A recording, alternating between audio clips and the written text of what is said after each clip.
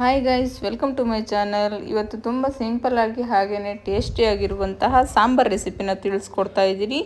ಮೊದಲಿಗೆ ಬೇಕಾಗಿರುವಂತಹ ಇಂಗ್ರೀಡಿಯೆಂಟ್ಸ್ ನೋಡ್ಕೊಳ್ಳೋಣ. 1 ಕಪ್ ಆಗುವಷ್ಟು ತೆಂಗಿನ ತುರಿ, ಹಾಗೆಯೇ ಒಂದು ಈರುಳ್ಳಿಯನ್ನು ಕಟ್ ಮಾಡಿ ಇಟ್ಕೊಳ್ಳಿ.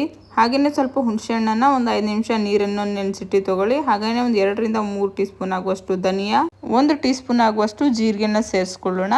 ಈ ಸಾಂಬಾರಿಗೆ ನಾವು ಬೆಲ್ಲವನ್ನು ಎಲ್ಲೂ ಕೂಡ ಮಿಸ್ ಮಾಡ್ಕೊಳ್ಳೋ ಹಾಗಿಲ್ಲ, ಬೆಲ್ಲ ಹಾಕಲೇಬೇಕು. ಮತ್ತು ಇದಕ್ಕೆ ಒಂದು ಬೆಳ್ಳುಳ್ಳಿಯನ್ನು ಬಿಡಿಸಿಟ್ಕೊಂಡಿದ್ದೀವಿ.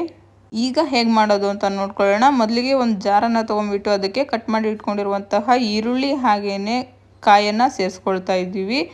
ನಾವು ಇಲ್ಲಿ ತೆಂಗಿನಕಾಯಿಯನ್ನು ಕಟ್ ಮಾಡಿ ತೊಗೊಂಡಿದ್ದೀವಿ, ನೀವು ತುರಿದಾದರೂ ತೊಗೊಳ್ಳಿ. ಇದಕ್ಕೆ ನಾವು ತೊಗೊಂಡಿರುವಂತಹ ಧನಿಯಾನ ಸೇರಿಸ್ಕೊಳ್ತಾ ಇದ್ದೀವಿ. ಇದಕ್ಕೆ ನಾವು ಜೀರಿಗೆನೂ ಕೂಡ ಹಾಕ್ಕೊಳ್ತಾ ಇದ್ದೀವಿ. ಇದಕ್ಕೆ 1 ಗಡ್ಡೆ ಬೆಳ್ಳುಳ್ಳಿ ತೊಗೊಂಡಿದ್ದೀವಲ್ಲ, ಅದರಲ್ಲಿ ಅರ್ಧನ ಸೇರಿಸ್ಕೊಳ್ಳೋಣ. ಮತ್ತು ಇದನ್ನು ನಾವು ಇವಾಗ ಒಂದು ಸಾರಿ ರುಬ್ಕೊಬರೋಣ. ನಂತರ ಒಂದು ಬೌಲನ್ನು ತೊಗೊಂಡ್ಬಿಟ್ಟು ಅದಕ್ಕೆ 1 ಗ್ಲಾಸ್ ಆಗುವಷ್ಟು ಅಕ್ಕಿನ ಹಾಕ್ಕೊಳ್ತಾ ಇದ್ದೀವಿ. ಈ ಅಕ್ಕಿಯನ್ನು ನಾವು 2 ರಿಂದ 3 ಸಾರಿ ಚೆನ್ನಾಗಿ ತೊಳೆದ್ಬಿಟ್ಟು ನೀರನ್ನು ಚೆಲ್ಕೊಳ್ಳೋಣ.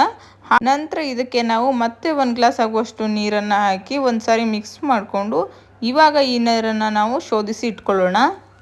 ನೀವು ಸಾಂಬಾರನ್ನು ಎಷ್ಟು ಜನರಿಗೆ ಮಾಡ್ತೀರಾ ಅನ್ನೋದ್ರ ಮೇಲ್ಗಡೆ ನೀವು ಈ ಥರ ನೀರನ್ನು ತೆಗೆದಿಟ್ಕೊಳ್ಳಿ. ಈ ಬಿಸಿಲಿನ ಟೈಮಲ್ಲಿ ಈ ಥರ ಸಾಂಬಾರು ಮಾಡ್ಕೊಳ್ಳೋದ್ರಿಂದ ನಮಗೆ ದೇಹ ತುಂಬಾ ತಂಪಾಗಿರುತ್ತೆ. ಇದಕ್ಕೇ ನಾವು ತೊಗೊಂಡಿರುವಂತಹ ಹುಣಸೆ ಹಣ್ಣನ್ನು ಹಾಕ್ಕೊಳ್ಳೋಣ. ಹಾಗೆಯೇ ಬೆಲ್ಲವನ್ನು ಸೇರಿಸ್ಕೊಂಡು ಸ್ವಲ್ಪ ಉಪ್ಪನ್ನು ಹಾಕಿ ಇವಾಗ ಇದನ್ನು ಚೆನ್ನಾಗಿ ಮಿಕ್ಸ್ ಮಾಡ್ಕೊಳ್ಳೋಣ.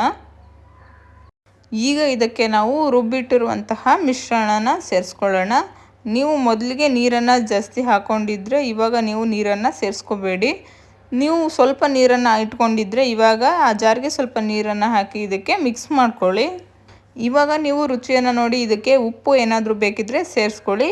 ಈಗ ಇದಕ್ಕೆ ನಾವು ಒಗ್ಗರಣೆನ ರೆಡಿ ಮಾಡ್ಕೊಳ್ಳೋಣ. ಮೊದಲಿಗೆ ಒಂದು ಸಣ್ಣ ಬೌಲನ್ನು ಬಿಸಿಗಿಟ್ಬಿಟ್ಟು ಅದಕ್ಕೆ ಸ್ವಲ್ಪ ಆಯಿಲನ್ನು ಹಾಕ್ಕೊಳ್ಳೋಣ. ಆಯಿಲ್ ಬಿಸಿಗಾದ ನಂತರ ಸ್ವಲ್ಪ ಜೀರಿಗೆ, ಸಾಸಿವೆ, ಒಂದು ಸ್ವಲ್ಪ ಬೆಳ್ಳುಳ್ಳಿ ಹಾಗೆಯೇ ಕರಿಬೇವನ್ನು ಹಾಕಿ ಇದನ್ನು ಚೆನ್ನಾಗಿ ಮಿಕ್ಸ್ ಮಾಡ್ಕೊಳ್ಳಿ.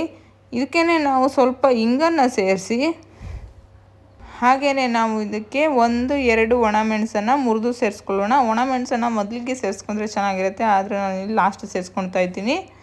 ಇಷ್ಟಾದರೆ ಆಯಿತು, ಒಗ್ಗರಣೆ ರೆಡಿ ಆಯಿತು ನಮಗೆ. ಇದನ್ನು ಇವಾಗ ನಾವು ಮಾಡಿಟ್ಟಿರುವಂತಹ ಸಾಂಬಾರಿಗೆ ಹಾಕ್ಕೊಳ್ಳೋಣ. ನೀವು ಈ ಸಾಂಬಾರಿಗೆ ಒಗ್ಗರಣೆ ಹಾಕಲೇಬೇಕು ಅಂತ ಏನೂ ಇಲ್ಲ, ಹಾಗೇನೂ ಕೂಡ ನೀವು ಈ ಸಾಂಬಾರನ್ನು ಮಾಡ್ಕೊಬಹುದು. ಆವಾಗಲೂ ಕೂಡ ತುಂಬ ಚೆನ್ನಾಗಿ ಬರುತ್ತೆ. ನೀವು ಒಗ್ಗರಣೆ ಬದಲಿಗೆ ಇಲ್ಲಿ ಹಸಿ ಈರುಳ್ಳಿಯನ್ನು ಕಟ್ ಮಾಡಿ ಸಣ್ಣದಾಗಿ ಕಟ್ ಮಾಡಿ ಹಾಕ್ಕೊಳ್ಳಿ. ಹಾಗೆಯೇ ಸ್ವಲ್ಪ ಕೊತ್ತಂಬರಿ ಸೊಪ್ಪನ್ನು ಹಾಕ್ಕೊಂಡು ಕೂಡ ಸರ್ವ್ ಮಾಡ್ಕೋಬಹುದು. ಇದು ರೈಸ್ ಜೊತೆ ತುಂಬ ಚೆನ್ನಾಗಿರುತ್ತೆ, ಹಾಗೆಯೇ ಈ ಬಿಸಿಲಿಗೆ ತುಂಬ ತಂಪಾಗಿರುತ್ತೆ. ಈ ವಿಡಿಯೋ ನಿಮಗೆ ಇಷ್ಟ ಆಗಿದ್ದರೆ ಲೈಕ್ ಮಾಡಿ, ಶೇರ್ ಮಾಡಿ, ಕಮೆಂಟ್ ಮಾಡಿ, ಹಾಗೆಯೇ ತಪ್ಪದೇ ಸಬ್ಸ್ಕ್ರೈಬ್ ಮಾಡ್ಕೊಳ್ಳಿ.